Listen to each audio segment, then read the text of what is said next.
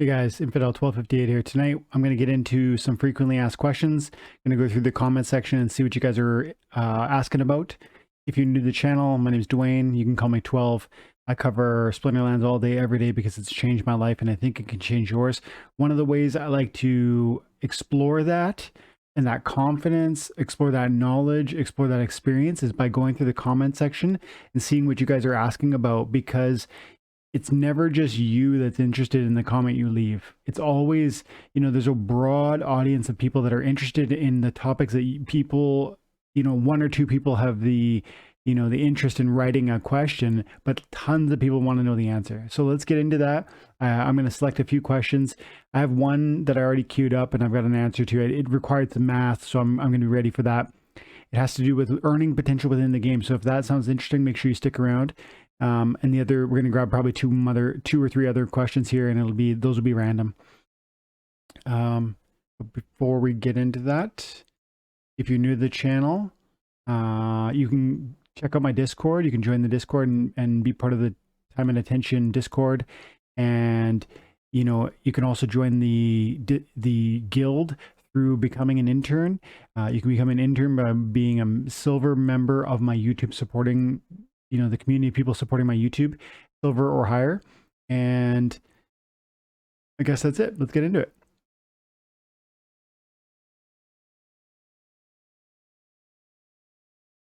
So the first question I saw here from Adam O'Brien said, what are the earnings per hour per day like at the moment? Can diamond players get upwards of $50 per day? And what would be the cost to get that level? So first of all, the easy question is, what would it cost to be a diamond player? How much collection power do you need to be a diamond player? And once you have that, like, in order to get that, what would be the financial payout, or sorry, financial cost to get there? So if we go over here and we look at the leagues, we can see that diamond is going to require 250,000 power or more. Now we go over here into my main account, Infidel 1258. We can see that I have roughly 900,000 power.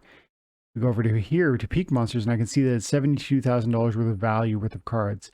So if I was to take $72,000, which is my account value, divided by 3, then I'm going to get 300,000 power, which is what you would need to play at a diamond level. You're talking 24,000 US dollars as of today's price point. Now, there is probably, you can do it cheaper. That's just looking very basic numbers at what the cards I have. Some of the cards I have are extremely expensive, like Kitty, like many legendary dragon cards that I've had for quite a while. So those are cards that you wouldn't necessarily have to buy in order to reach 300,000 power. You could access 300,000 power for much cheaper. I would say probably something in the neighborhood of 80 power per dollar. 80 collection power. So we go, you need 250,000 collection power, but call it 300 so you have a little bit of wiggle room. 300,000 divided by 80. You could probably buy this sort of power for $4,000. So that's a huge difference. I want to point that out. What I have very expensive cards, but you could do it for much cheaper. Even if you round it up to say 5,000, I think that's very possible that you would get a functional deck, $5,000 to $6,000 to get you, right at that cusp of diamond. So the cost, $5,000 to $6,000, I would say, and upwards of 24,000 if you're going to buy very premier cards that are super meta, which I never recommend. Okay, that's the answer to cost. Now, what do you get out of it? So the first thing is, when you play the game, you're going to have daily rank battles, and those battles are going to produce DEC per win. This is a win I had earlier today. I'm just going to skip it. You're going to see that I got 28 DEC for that win, and that's at gold. And so, if you took that and you times it by, I called it 25 DEC because I get certain bonuses. I get a 10% gold card bonus. I get a 10% alpha card bonus. Sometimes there's a win streak bonus. Sometimes there's a guild bonus. I don't have a guild bonus with this account, but I said 25 and I went ahead and I times 25 by 15. 25 possible victories, 25 DEC per victory times 15 possible victories in a day is going to be $1.50 a day, or $22.50 per season. And a season is 15 A season is 15. A season is 15 days. And then when you hold cards, that's one factor. So you got DEC, you got $22 worth of DEC per season. Put that away. Then you're going to get SPS because you have 300. You now own 300,000 collection power. So what's that worth? 300,000 collection power is equates to roughly. And that's not. I'm going to break open a new one. 300,000 collection power divided by, last I checked, it was roughly 9,000 collection power gives you 1 SPS. So you're going to get roughly 33 SPS per day. And then you're going to times that by 15 cents, which is the $5 value. And then you're going to times that by 15 days. So $75 worth of SPS per season. So we're up to about 100, right? We had 2250 for DEC.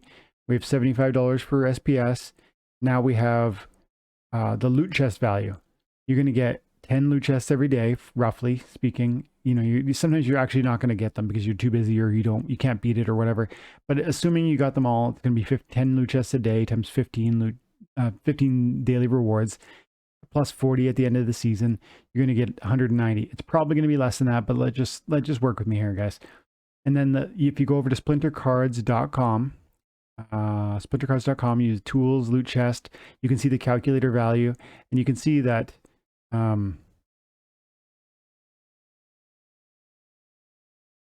loot chest value is roughly around 11 cents right now. I put in 11.7 because that's where it was a moment ago.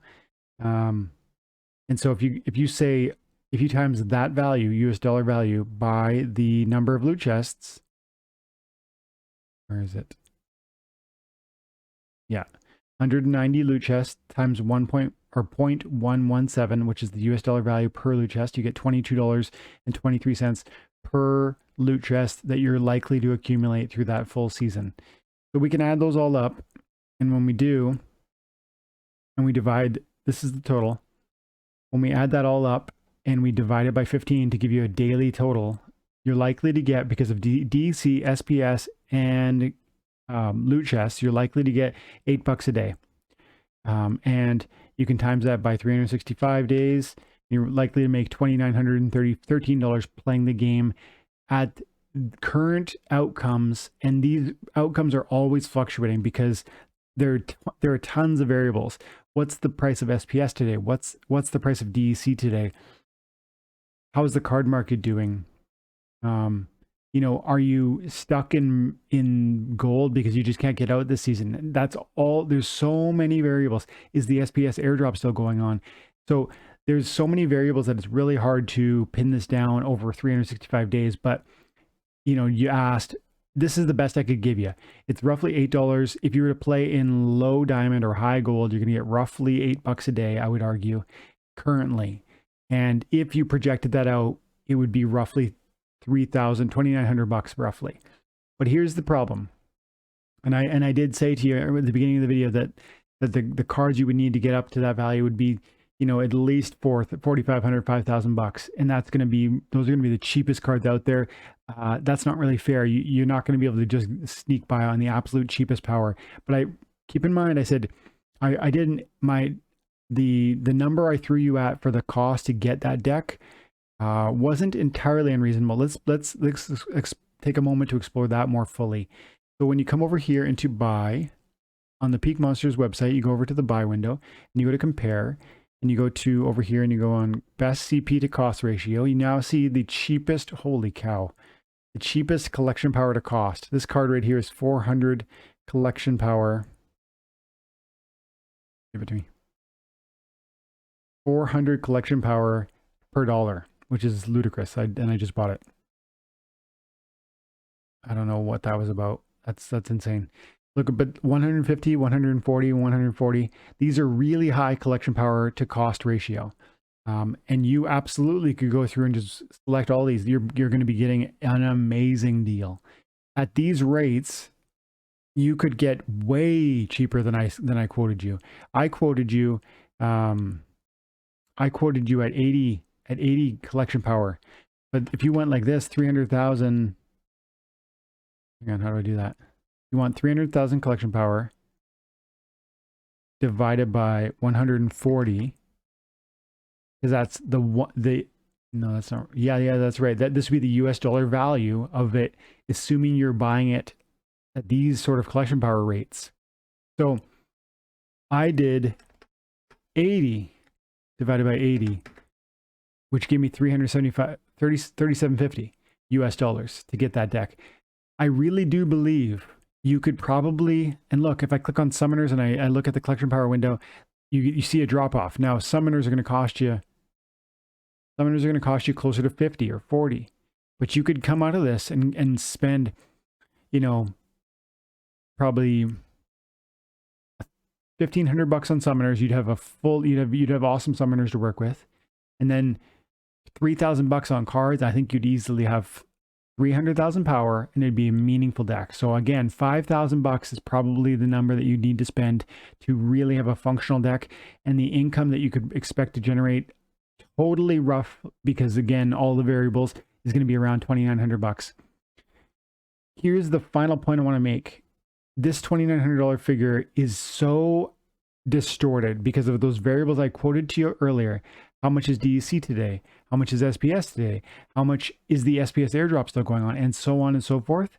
But there's one key point that everyone needs to hear if you're wondering the value proposition of Splinterlands. It's this: the assets you accumulate when you win this game are not worth what they say they're worth. When you come over here to Splinter cards and it says it's worth 11, every loot chest is worth 11 cents. This is today's value for an asset that's currently in print, but that is limited in number, and you need to wrap your head around that, or you'll never get this game, and you will not succeed at playing it, because you will give up disappointed with 11-cent victories, 11-cent earnings. They're not worth 11 cents. That's their price today, and that's the average price based on all of the possible outcomes that could come out of it: common cards, rare cards, and so on. These cards are really undervalued right now because Chaos Legion is currently out. The packs are being sold. Everyone's focusing on Chaos Legion. And because of that, you are going to see huge declines. And we already have seen huge declines in the prices of cards that are bought off the marketplace. People would rather buy packs because who knows what's inside that pack. Maybe it's a gold foil legendary, which is worth hundreds of dollars. It's a lottery ticket. People love that. It's fun. That's part of why the card marketplace has been tumbling, and why those prices won't likely rise in a meaningful sense until the packs are sold out. But the packs are going to sell out, and the cards that are being given away in those daily loot chests are limited in number, and they're ever shrinking because they're constantly being merged. And the number of players playing the game is always growing. That is the perfect recipe for price appreciation, and that's why you can't really say it's $2,900 worth of income across a year, or you can't even really say it's $8, today. It's $8 today if you bought it, if you earned it and then you sold it and put it into fiat currency, which would be nonsense.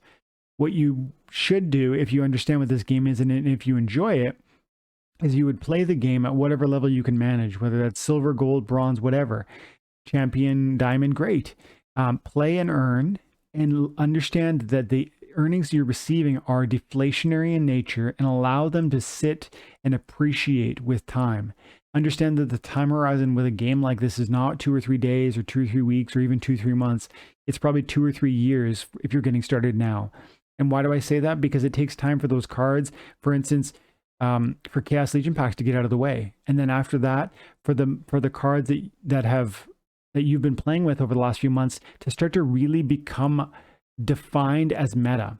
And that does take time. Like I've told you guys before, Jotun came out and Scarred Llama came out, and people like me who understood the game quite well still said to ourselves, this card's pretty good, but I guess it's worth a lot of money, and I think I'm going to sell it for $20. That happened for Jotun. So that happened because there was a lack of understanding of where that card, how deeply entrenched that card could be within the meta. And there's a million other examples there's at least dozens of other examples of that. in the marketplace. When you go look at the shop and you see what's for sale, especially if you want to focus on legendaries, you can just see time and time again the old legendaries. These used to sell for, you know, $1 a piece, not the gold foils, the regular foils. You know, I bought Angel of Lights for $5 a piece. I bought Corrupted Pegasus for $5 a piece. I bought Kron for I think $1. I'm pretty sure Kron was $1 per BCX. It was very common to pay $40 for a full, like a max level legendary monster. And this is not what happened before, but will never happen again. This is the nature of the game and the nature of these deflationary assets and how they work intrinsically. And so if you can't wrap your mind around that, you won't ever really understand the proposition that this game is making to its players. But if you can understand what I've just said to you, then you're going to see that the rewards I described, while as accurate as possible, are not at all the true value of what you would be receiving by putting your time and attention into this game. I hope that makes sense.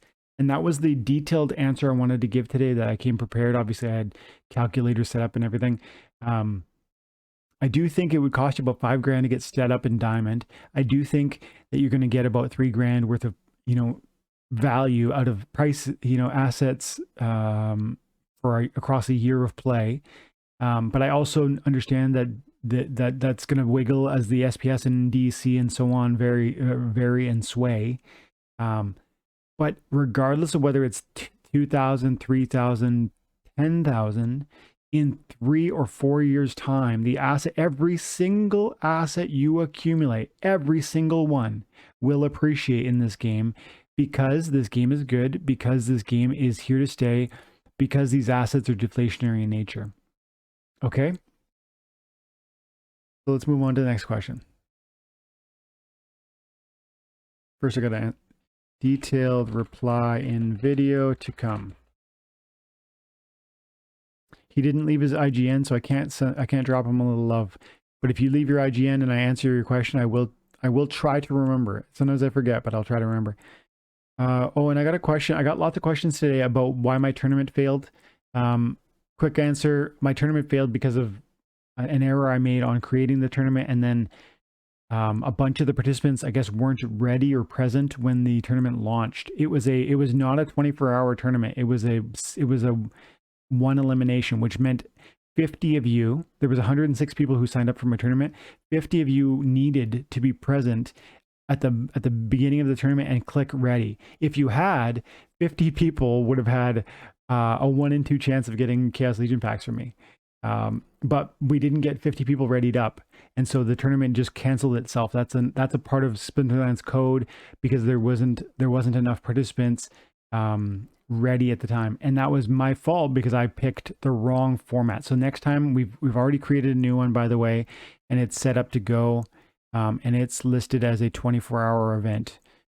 It's down here, TNA raffle turning 6 repeat. And it's a 24-hour tournament, which means that same error will not happen this time, okay? We're giving away 25 Chaos Legion packs. Next question.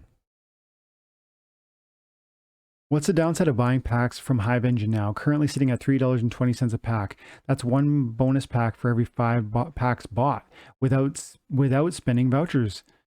Okay, so Dan, this is a very common question for people who are new to the game. I need you to hear me. I need you to understand that there's a gigantic difference. Right now, every one of the packs that you buy from Splinterlands, when you come over here to shop and you buy them in this window, is going to make you eligible for airdrops. Let's see, where does it say that? Each pack is guaranteed to contain. So when you buy a $4 pack, it will always contain at least 1 rare or better, and 4 commons usually, but it has an option to drop even better cards, you know, the legendaries, epics, gold foils, etc. But then people who buy them here get access to airdrops, and they drop 1 airdrop every 1,000,000 packs.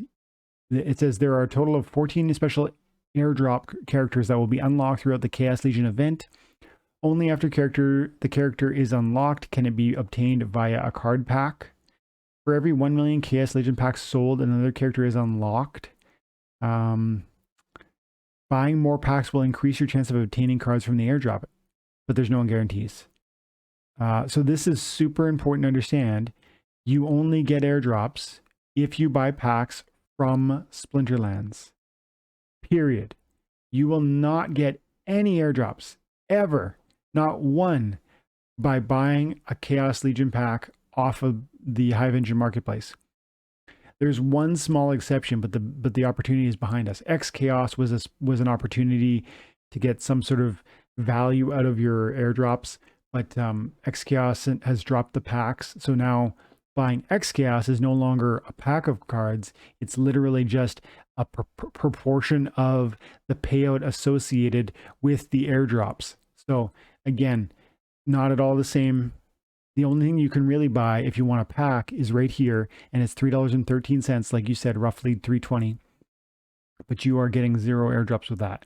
So if you want a Chaos pack and you don't care about airdrops, if you want to buy 1 or 2 or 3 packs, sure, do it that way.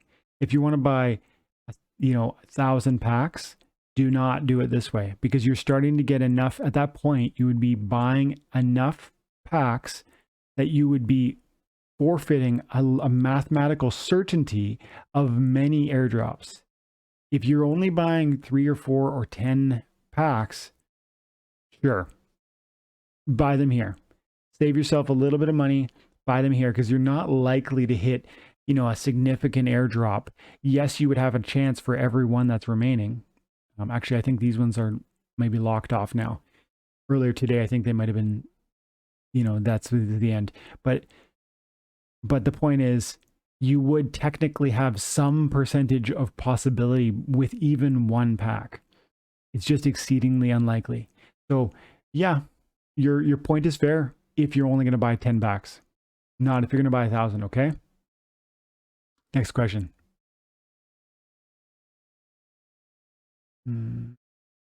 Okay, let's wrap it up here. It's already getting late. This is a good question too. M Papadero says, what do you think will happen after 365 days SPS airdrop reward? Will the game masters continue airdropping? How do you believe this game is going? Okay, so where do we start with that one? What do you think will happen? Okay, so after the airdrop reward ends, maybe first of all, we better pop over here to splintertalk.io is a social media blogging site where you can talk about Splinterlands, and you can share art, and you can share videos, and you can, share game theory, and, whatever you're into, you can talk about it. And the reason I'm here is because Splinterlands has an account here, and they recently posted a SPS roadmap for the year, and it's super valuable, super important. Splinterlands.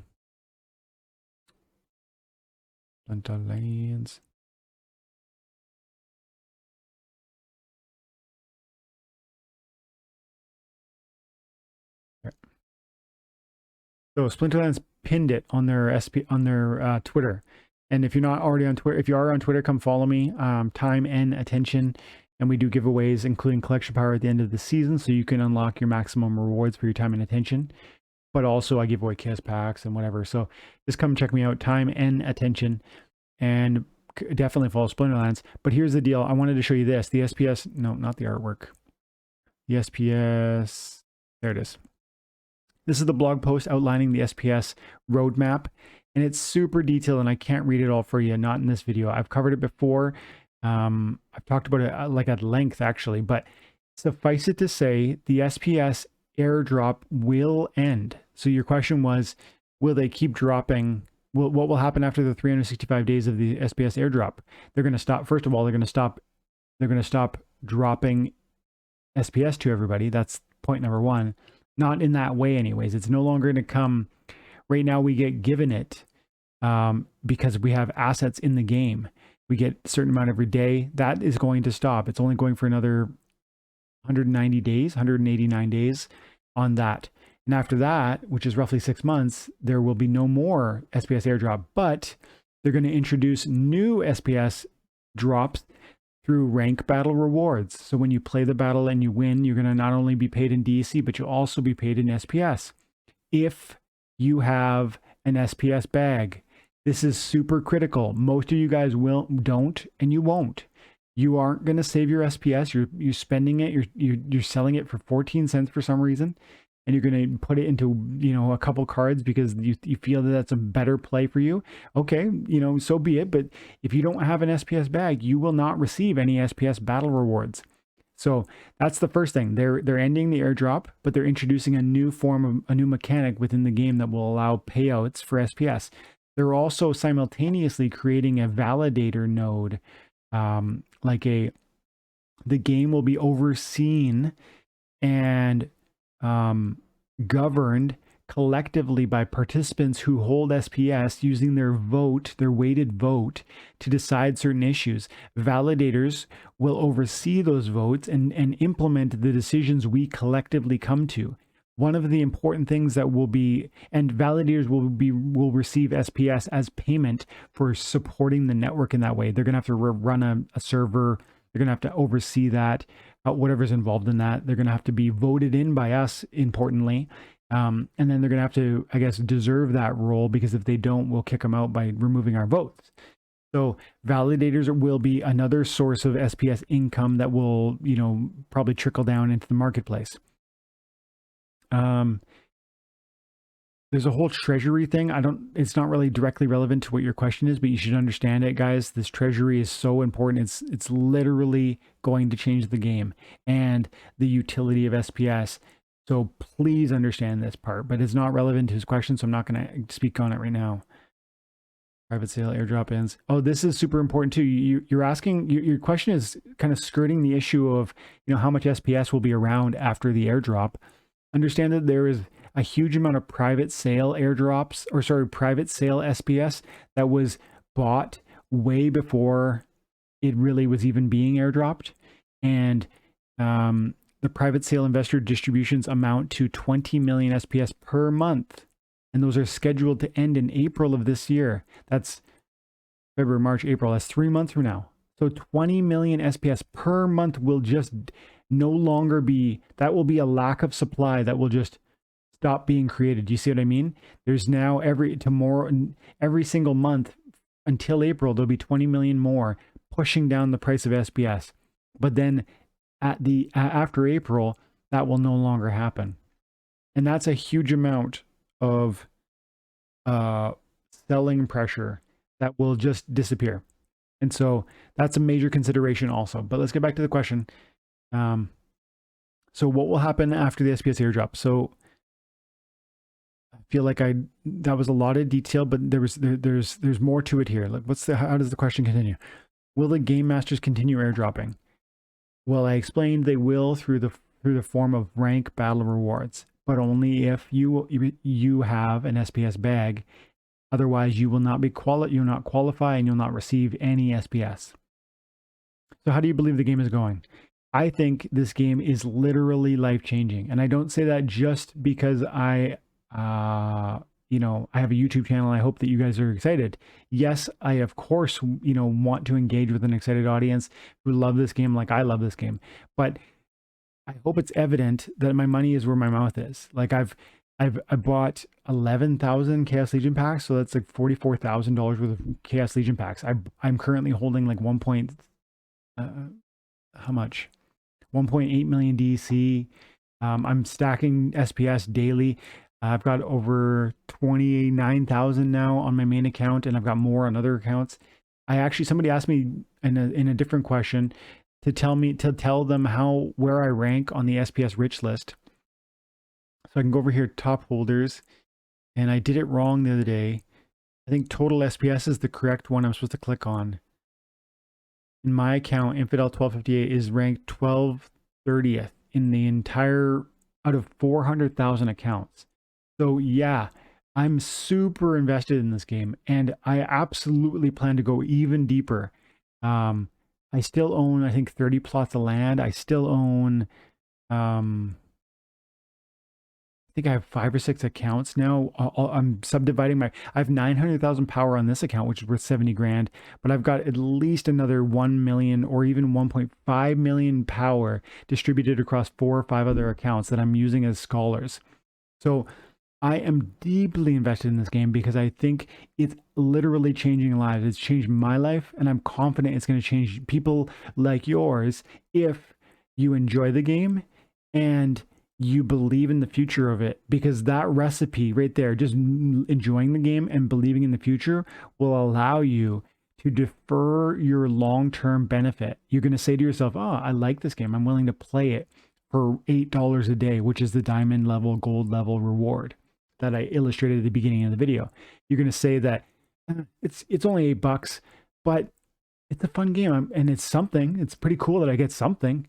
And some days it's going to be lower than that, but you're not going to care because you like it and you see where it's going, and you're going to stack every one of those cards. You're not going to sell them because you don't really need $5 a day profit. Like most people in the Western world are going to consider that trivial. But if you allow those trivial rewards to just stack and stack and stack over the course of the next 2 or 3 years, or even 4 years till the next bull cycle, when we leave this bull market and enter a full bear market, you just keep doing what you're doing and you just keep stacking those rewards. Those will appreciate with time. And when they do, you will have accumulated so many because you've played, you will have by that point played for many years, and you can do it every day for free once you buy that $10 account. Once you get those, you can play at bronze and do this. It will work over a long enough time horizon. But if you give it a kickstart and put that 5 grand into the account so you can get a basic diamond deck, or if you put 1,000 in to get a basic silver deck, you're gonna see more significant returns because it's gonna snowball more rapidly. So I am extremely bullish about this game, but not just because it's done something for me in the past. It's because I really legitimately believe that it's going to do it again because of the nature of the assets being deflationary. There's only so many of them. The number is always reducing while the number of players is always growing. That is what the secret recipe is here, guys. But even in addition to that, I do find the game enjoyable. I really do. And so for me, it's the perfect recipe of, oh, it's fun and rewarding. That's why I say that. It's fun and rewarding. It's an opportunity and entertainment. I love that. And so I'm super bullish. And I think, whether you're talking about the developers and how open they've been and how, I guess, reliable they've shown themselves to be, that is a great foundation to stand on for me. But then also the game is fun, and also I've seen it succeed, and also I believe it will continue to do so. And then land is exciting, and SPS is exciting, and governance, and Chaos Legion, and then Rift Watchers. It feels like there's just always one more thing where I'm like, let's go. So that's how I feel about it. And thank you very much for the question. Again, I didn't see, unfortunately, I didn't see an in-game name, but if you guys drop your in-game names on, none of those comments had an in-game name. But guys, if you ever do leave a question, drop that, and I'll do my best to help you out there. And I am going to try and, let's see, I'm going to find one quick question and throw somebody some love who drops an in-game name, just so keep you guys on your toes.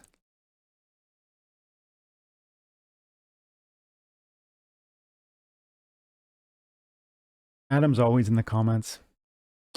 Adam, what's your in-game name?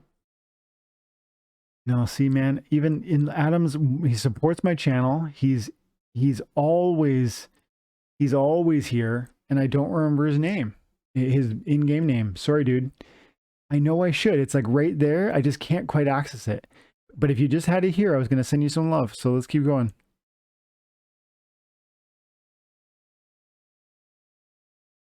Come on. Okay.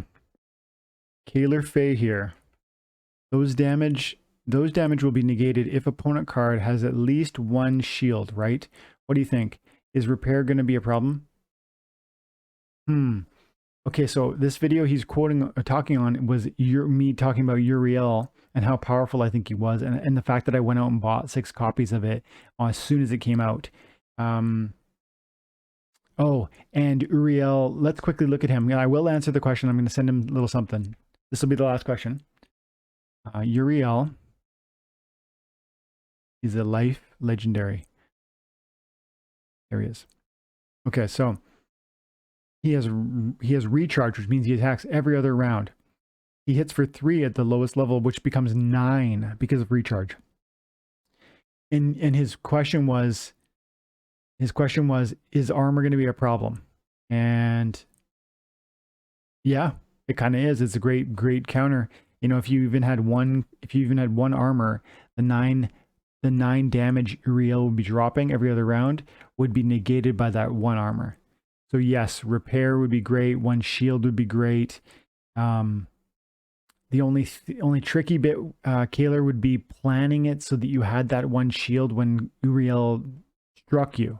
Because if you only came to the battle with 1 shield, he's not even firing in the first round. Presumably some of his other monsters have softened you up, and then he comes in and finishes you off, I would think. So yes, 1 shield, especially if you had like a rebuilding, if you had multiple repairs, which is possible. Certain teams you can do 2 or 3 repair, and then maybe you might that might be a great counter for recharge, especially where there's a recharge but no piercing. Okay, so that's a great suggestion, Kaler, and thank you for the comment, and thank you for dropping your, let's see, I'm gonna send Kaler 10 SPS, which is $1.50 as of today, but dude, it's worth way more than that. Don't sell it for $1.50. Transfer player. There you go, my dude. Thank you for the comment. And thank you all of you who did leave comments and those who I didn't even get to today. Appreciate every one of you. Come hang out on Thursday night, which is January 20th from 8:30 Pacific Standard to 9:30. That's for just my people who support my YouTube. At bronze or higher this time. Usually we do silver or higher, but this week we're doing bronze or higher. So it's every member of my who support my YouTube. And then on Friday night from 8 p.m. to 10 p.m. we're going to do 1,000 pack opening. That's from 8 p.m. Pacific Standard Time to 10 p.m. And I'm going to have some great guests. I've already got llamas coming to hang out. I don't want to name drop anybody else, but I think we're going to have a couple other great guys coming out to hang out. Okay, so be there, guys. Be there. Thank you very much for your time and attention. If you watched the video to the end, please like, subscribe, follow me on Twitter, join the tournament, support the YouTube channel. Guys, I appreciate you. Have an amazing night. God bless.